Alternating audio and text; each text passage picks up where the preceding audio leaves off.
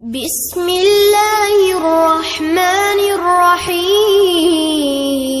فَمَن يَعْمَلْ مِثْقَالَ ذَرَّةٍ خَيْرًا يَرَهُ وَمَن يَعْمَلْ مِثْقَالَ ذَرَّةٍ شَرًّا يَرَهُ، یعنی بس جس شخص نے ذرا برابر نیکی کی ہوگی وہ اسے دیکھ لے گا، اور جس نے ذرا برابر برائی کی ہوگی وہ اس کو بھی دیکھ لے گا۔ اب اس میں اللہ تبارک و تعالیٰ ہمیں کیا خبر دے رہے ہیں؟ ہمیں کس چیز کے بارے میں بتا رہے ہیں کہ اے لوگو، تم جو ذرہ برابر بھی، ذرہ کیا ہوتا ہے؟ ایک ریت کا ذرہ، ایک خشخاش کا دانہ، اتنی بھی اگر تم کوئی اچھائی کرو گے، کوئی نیکی کرو گے، کوئی خیر کرو گے، تو وہ اللہ تبارک و تعالیٰ اس کو سنبھال لے گا، اس کو لکھ لے گا۔ اللہ کو تو یاد ہی ہونا ہے، لیکن اللہ تبارک و تعالیٰ تمہارے سامنے جب تمہارا اعمال نامہ کرے گا تو اس میں جب تم اپنی ذرہ برابر نیکیاں جو کی ہوں گی وہ دیکھو گے تو ان کو دیکھ کے تم خوش ہو جاؤ گے۔ وہ کسی کی ذرہ برابر جو نیکی کا عمل کیا ہوا ہے، فَمَن يَعْمَلْ، جو وہ عمل کرتا ہے، مِثْقَالَ، ایک مثال جس کی ہو، ذراتن کے ذرے کی، ایک ذرے کے برابر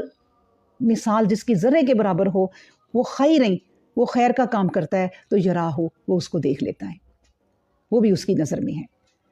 تو اسی طرح جب ذرے کے برابر نیکی اللہ یاد رکھتا ہے تو ذرے کے برابر برائی بھی اللہ یاد رکھتا ہے اور اللہ لکھ لیتا ہے۔ خیریں یراہ اور خیریں شراہ، یعنی اللہ تبارک و تعالیٰ جو ہے ذراتن شرعی یراہ، برائی بھی اتنی اس کی ذرہ برابر بھی اگنور نہیں کرتا، وہ بھی لکھ لیتا ہے۔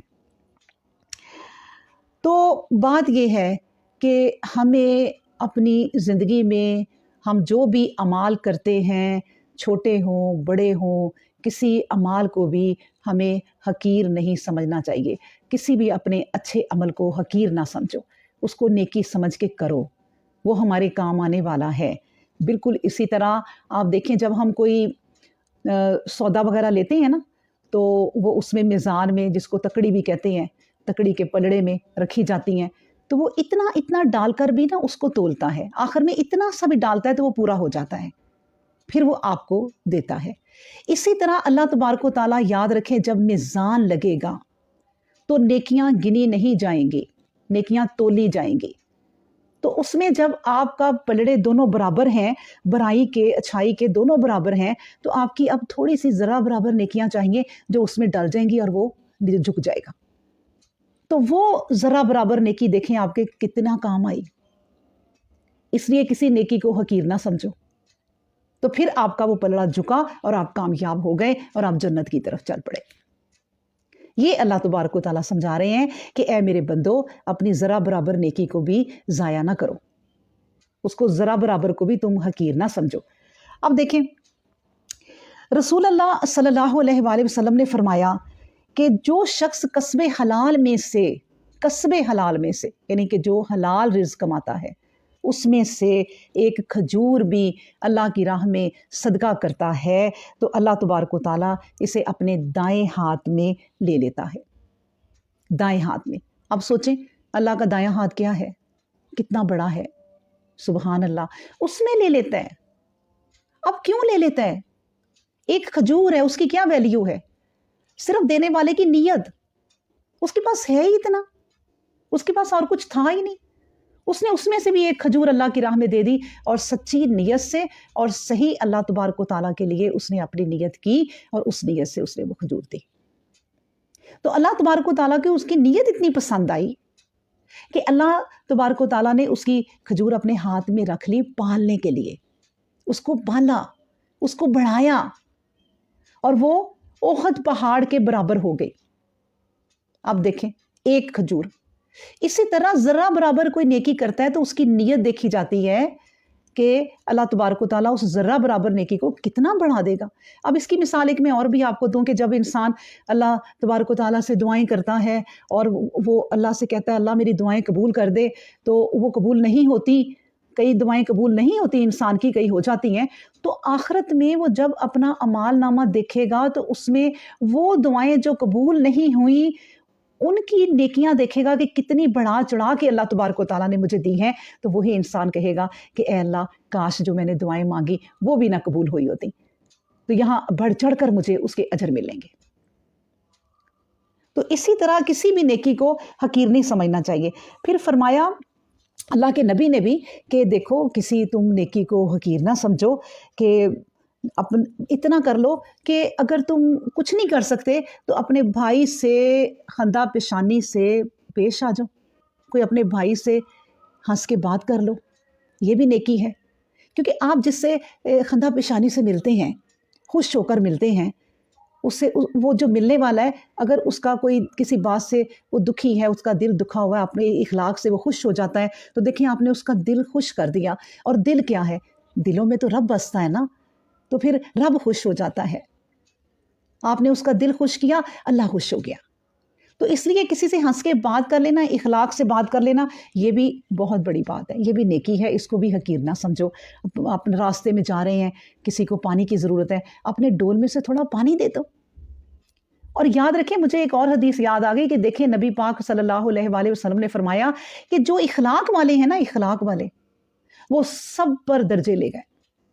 کن پر؟ روزے داروں پر، حاجیوں پر، نمازیوں پر، عمرہ کرنے والوں پر، جتنے لوگ ہیں ان سب سے آگے ہو گئے، درجے لے گئے۔ اخلاق ایسی چیز ہے، تو اس لیے آپ کچھ نہیں کر سکتے تو آپ کسی سے اخلاق سے بات کر لیں۔ میں نے دیکھا ہے، مجھے یہ دیکھنے میں آیا ہے، مجھے تجربہ ہوا ہے پرسنل طور پر، میرے جاننے والے ہیں، نام تو میں نہیں لیتی، کہ ان کے دروازے پہ اگر فقیر آ جاتا ہے تو اس کو تو وہ گالیاں نکالنے لگ جاتے ہیں۔ بھئی کتنا پیارا لگے اگر آپ دروازہ کھولیں کہ معاف کر دو، اللہ تو خود معاف کرنے والوں کو پسند کرتا ہے، تو اس سے ایکسکیوز کر لینا، بس اسے کچھ بھی نہ کہو،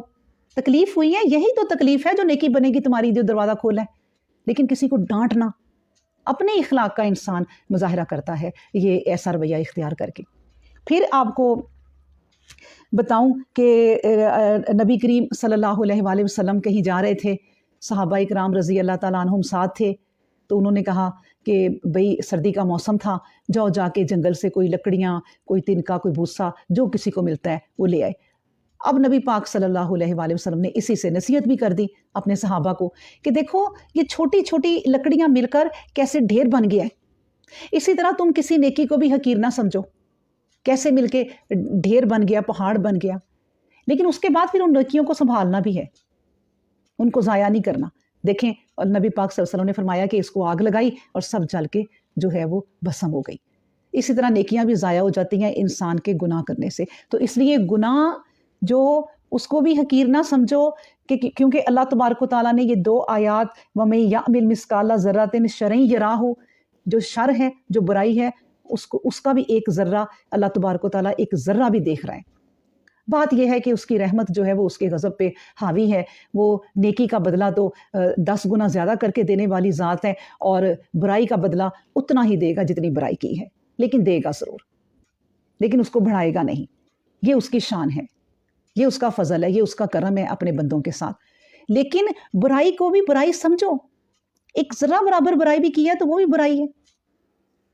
تو اس لیے ان سے بچو، اور وہ بھی بنتے بنتے بنتے وہ ڈھیر بن جاتے ہیں۔ انسان اگر اپنے گناہوں کو جو ہے وہ اگنور کرتا ہے کہ کوئی بات نہیں،